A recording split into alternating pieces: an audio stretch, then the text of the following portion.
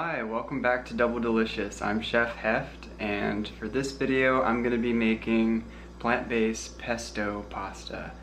I'm going to be using fusilli pasta and making a pesto with basil, lemon juice, nutritional yeast, and walnuts. Those are the main ingredients. And then I'm also going to add some other fresh vegetables to it as well, like some green bell pepper, some mushrooms. I know that's not a vegetable, but just some other just add-ins to kind of really fill it up and give it a lot of nutrition.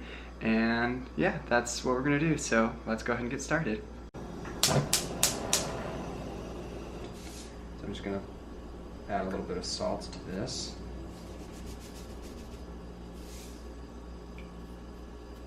Just a little more. Yeah. Okay, so first I need some lemon juice, so I'm just gonna cut open a lemon here. I'm going to give them a squeeze out.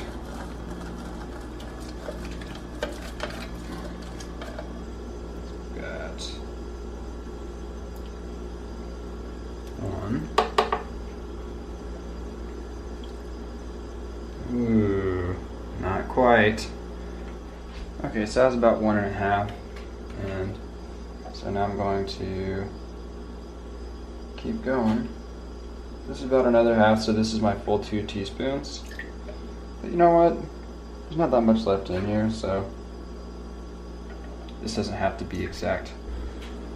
Alright, next I'm going to add 4 tablespoons of nutritional yeast. This is to give it that cheesy flavor that you would normally have with Parmesan.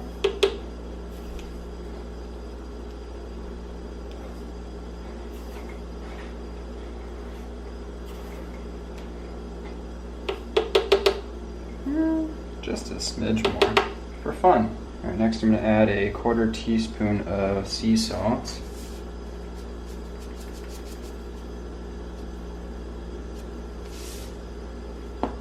Next is 3 tablespoons of either pine nuts or walnuts.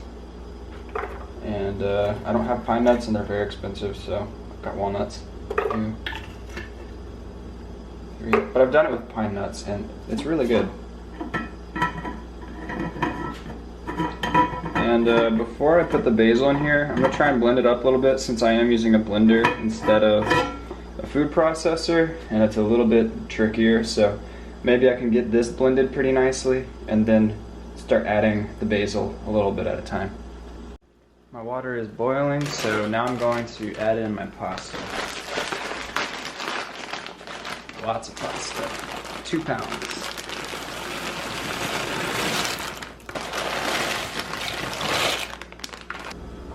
Break these up a little bit.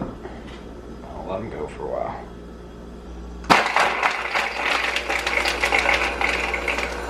I knew it. Alright, so I suspected this might. This is what I was trying to avoid, because whenever you use a blender and not a food processor and you don't have enough liquid ingredients, then everything just gets caked onto the sides and then the blade is just spinning with nothing. And this is what I'm dealing with until I finally just go buy a food processor. But we are in escrow working on closing on a house at the end of this week, and just everything is super tight. So once we get into our new house, then we'll kind of be able to reset and reevaluate, you know, what kind of money do we have, and I can re-outfit, you know, my kitchen in little ways that I could really use, mainly with the food processor. Okay, so this is 3 tablespoons of water, which I'm going to pour in here. And I'll scrape down the sides and see if maybe it'll actually blend together now. I'm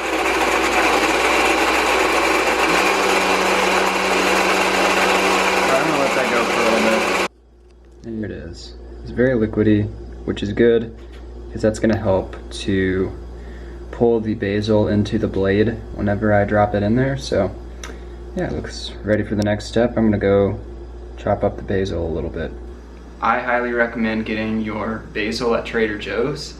I don't do shout outs for no reason at all. I've just found that they're the only store that carries these big old packages of basil for very cheap. I need to get my receipt real quick to let you know how much it is for this. But it normally, for like the same price that you could get this at other stores, you get like this tiny little package of basil. And yeah, whenever I discovered this, I was like, this is where I need to get my basil every time I make pesto.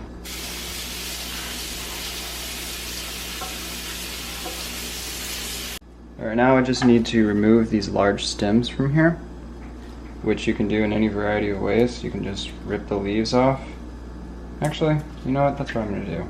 It's pretty relaxing and very easy, so I'm just going to do that. So, get out your cutting board. You aren't needed. It's very pleasant, and basil smells so good.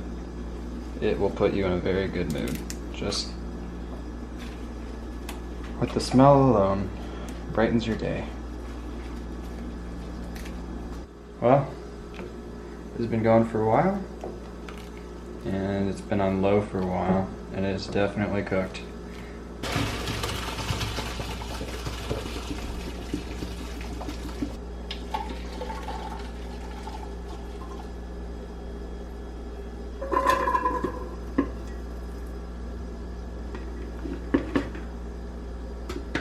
There we go. Alright, so here's how I'm going to do this. It's called a little bit at a time. This is just one of the packages of basil. I am going to break out the other one, but I'm kind of moderating it a little bit. Just doing one at a time, see how much it makes.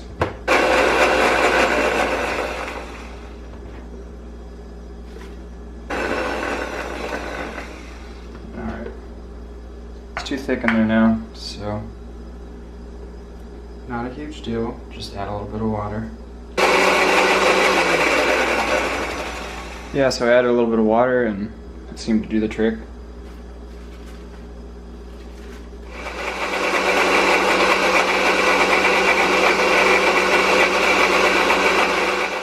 Alright, so this was actually going so well, I nearly forgot I need 3 cloves of garlic, so there they go.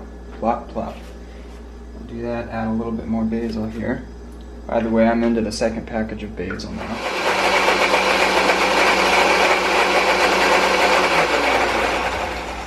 So yeah, still just a lot of this pattern going back and forth, double checking, seeing how thick it is, and adding more basil to it. If it gets too thick, I'll add more water.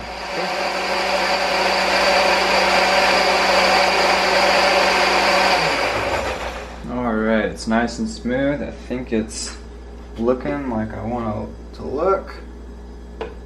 Whenever you're meal prepping, it's really not best to mix it all together and then just have it in the refrigerator through the week. Because especially with whole wheat pasta, or just pasta in general, it's going to soak all of that up and get dry.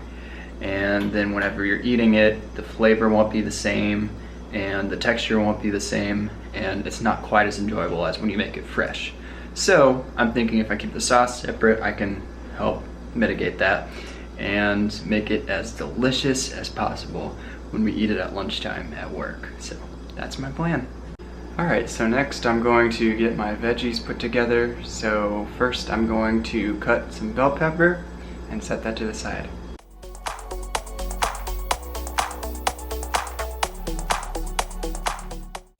Alright, so next I'm going to saute the green bell peppers as well as mushrooms and spinach. And instead of oil, I'm going to use water this time, with a little bit of salt, Italian seasoning, some garlic powder, just a touch more oregano. Okay. Alright, so I'm going to put the green bell peppers in first because they cook the slowest.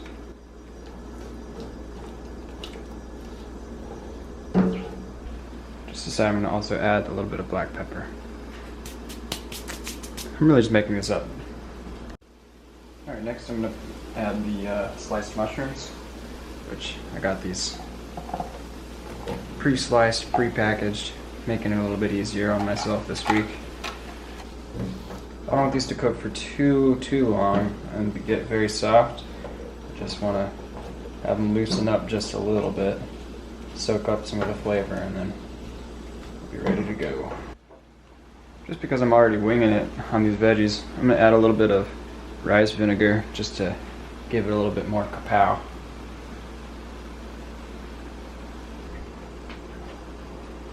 Alright, so I'm gonna also add the black beans in here so they can soak up some of that good flavor. Some of the ideas for these ingredients actually came from a friend of Ayana's who made some pesto like a week or so ago that was really, really good. It had mushrooms, black beans, bell peppers. I think it actually also had corn in it, which I thought I had in the fridge, but I don't. But yeah, it was really good. So I'm sort of trying to recreate that a little bit here. Alright, so Ayana just told me the name of the friend. It was, her name's Luz Sanchez, so shout out to Luz. She was a producer for a short film that Ayana just recently acted in, or led in, called Heaven's River. So, Luz, it was delicious, and we were trying to be as awesome as you. Alright, so I'm going to add the spinach in here. I don't want to cook it for very long. I don't want it to get very soggy. But just cook a little bit to take a little bit of the crisp off of the spinach. Alright, actually this is starting to look right about how I want it to be, so I'm cutting off the heat. Just make sure the flavor makes it all the way around. And then I'll be dishing this out between all of the dishes. And I'll plate up a sample for us to try. Alright, so here we are with some grape tomatoes, and I'm just going to be slicing them. So I will see you on the other side.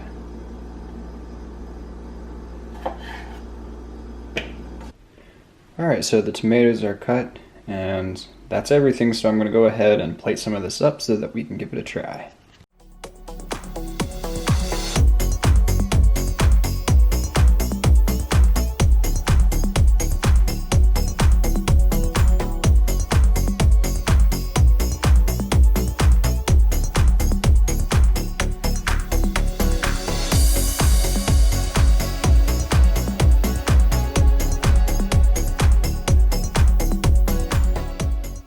Ready to rock. Okay. Here we are. Pesto pasta. Alright. Is it okay if I have first bite? Okay. There we go. Boom. Perfect bite. Alright, here we go. Look at that. You could eat that normally. It's really good. It's really delicious. It's popping with flavor. Delicioso. It has a lot of acidity, and I have a sore in my mouth, so it's excruciating. But other than that, flavor-wise, this is really, really yummy. This is yum. It turned out great. Make your own spin. Follow it step by step, whatever. And let me know what you think. And tune in for the next video. Thank you for watching. Bye.